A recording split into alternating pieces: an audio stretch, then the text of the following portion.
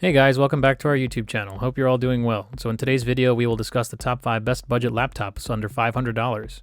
All the product links are given in the description below, so without further ado, let's jump straight into the video.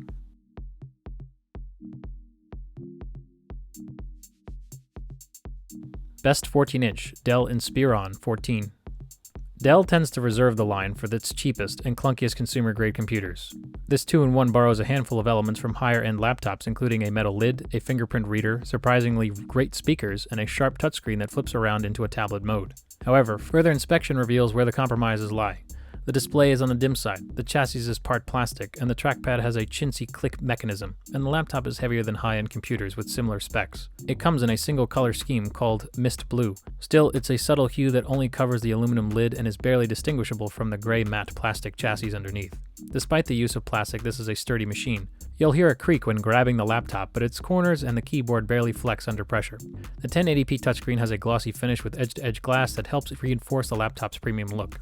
The bottom of the screen drops down below the keyboard section in clamshell mode, providing a raised surface for typing. The screen can also flip 360 degrees into tablet mode and has a stylus support, though no pen is included in the box. The keyboard is pretty nice. While the keys keep low and don't offer much travel, they depress with a satisfying bump.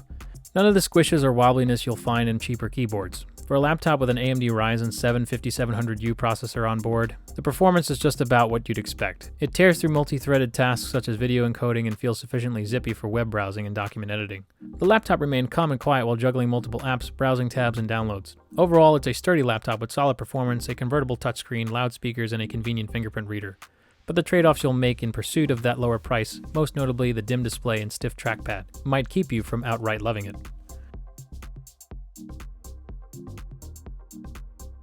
Best battery, Samsung Chromebook 4. Measuring at 0.66 by 11.3 by 8 inches, closely matching the 11.6-inch Lenovo Chromebook 3's 0.71 by 11.3 by 8.1 inches. The Samsung is slightly heavier, 2.6 versus 2.42 pounds, but both are easy to toss into a bag, a backpack, or a briefcase. The construction feels fairly hardy without too much flex when you grasp the screen corners or press the keyboard deck. Thick bezels surround the 11.6-inch anti-reflective display with a webcam centered on the top border. The keyboard spans the entire width of the system. The screen tilts almost all the way back, though its narrow viewing angles turn it into a color-shifted photo negative if you push it too far. You won't find luxuries like a backlit keyboard or a fingerprint reader. The port loadout is minimal: one USB-C port, an audio jack, a microSD card slot on the left edge, and a USB 3.0 Type-A port, plus a security lock slot on the right. The supplied AC adapter plugs into a USB-C port, which means you can't have the power plug and an external monitor via DisplayPort adapter connected simultaneously. Bluetooth 4.0 and Wi-Fi 5, the older 802.11ac standard, not 802.11ax Wi-Fi 6, handle wireless communications to the test of the laptop's battery life. We loop a 720p video file with screen brightness set at 50%, audio volume at 100%, and Wi-Fi disabled until the system quits.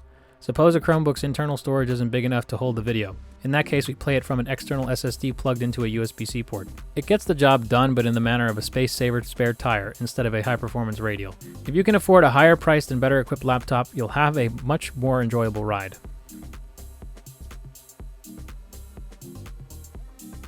Best value, HP Stream 11. This is a remnant of the notebook era of the early 2000s, where there was a strong demand for smaller Windows XP-powered laptops with 11.6-inch screens and lightweight chassis. Tablets, smartphones, and Chromebooks conspired to send most netbook designs packing. However, a few models have kept the faith through the rise of the Windows 10 and are still available. This is one of them. It's been updated a more modern aesthetic and contemporary niceties like HDMI and USB Type-C ports, but it's otherwise a rollback to how budget laptop computing was in 2005. The display measures 11.6 inches diagonally and sports a 1366 by 768 pixel native resolution lower than Full HD 1920 by 1080 pixels, and even on a small screen results in grainy text and vaguely fuzzy images. The only way to rectify Stream 11's flat screen is to plug it into an external monitor. That's not possible if you're out and about, but if you're using this laptop at home, the full-size HDMI port makes it a cinch to connect a larger display. As with the SD card slot, the HDMI port is a welcome addition that's rare even on more expensive laptops. Overall, the Stream 11 is eminently portable and feels unexpectedly sturdy. There isn't a hint of flex anywhere in the chassis when you strike the keys forcefully, and the sturdy hinge keeps the screen open with minimal bouncing.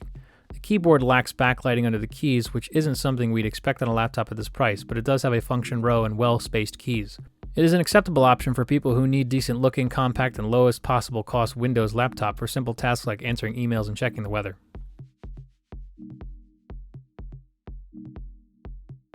Best lightweight, Asus Chromebook Detachable CM3. Like many 2-in-1 computers, the CM3 consists of a lightweight tablet body with an accompanying detachable keyboard. The tablet's housed in an aluminum body that feels nice to hold and is durable enough to withstand a bit of wear and tear. It weighs just over a pound, making it light enough to carry while reading an article or two. Even with the keyboard and kickstand cover attached, it's barely noticeable when tossed in a bag. The kickstand cover, which magnetically attaches to the back of the CM3, is pretty handy too. Like Logitech's combo touch keyboard case for the iPad Air and Pro, it gives the tablet an adjustable kickstand that lets you prop your tablet up at any number of viewing angles. While the CM3's processor isn't great for multitasking and heavy-duty graphics work, it doesn't consume much power. With the display brightness set to about 50%, it lasted through nearly 8 hours of working in Google Docs, Chrome, and the Play Store, as well as reading some articles in Pocket and watching a few YouTube videos. There was still a 60% battery charge left at the end of the day. In the case of the Microsoft Surface Pro 8 and Apple iPad Pro and Air, getting a stylus to doodle on your screen for notes or illustrations will cost you extra.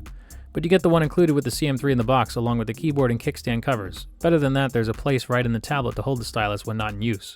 The actual typing experience on the detachable keyboard works fairly well. Its keys are on the small side, but they're fine once you adjust and make a satisfying click when pressed. The trackpad is also fairly great. Scrolling is responsive and spacious enough to move your cursor across the screen without having to adjust your finger positioning.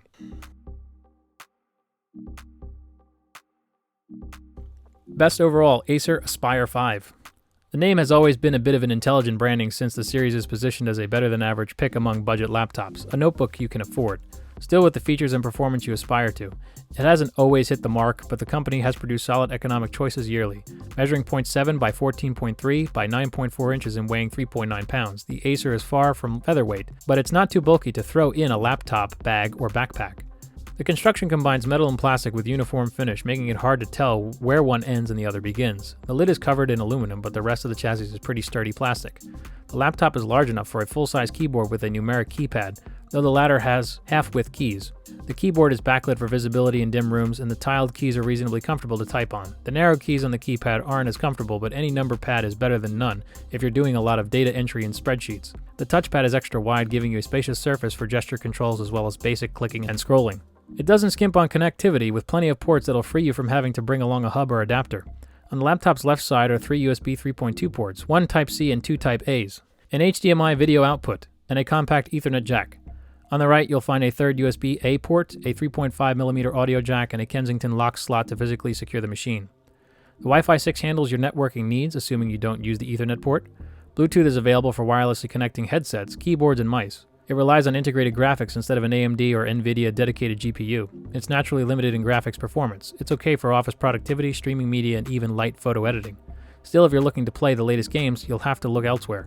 That said, its graphics are quicker than those of most economical models.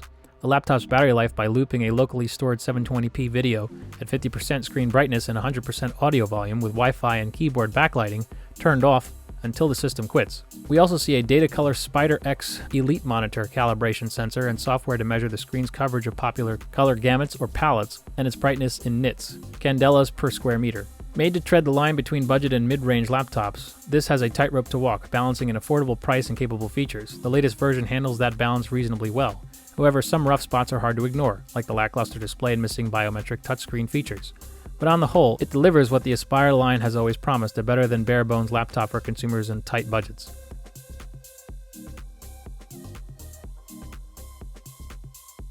So that's all for today's video. Hope you enjoyed it. If so, please like, share, and subscribe.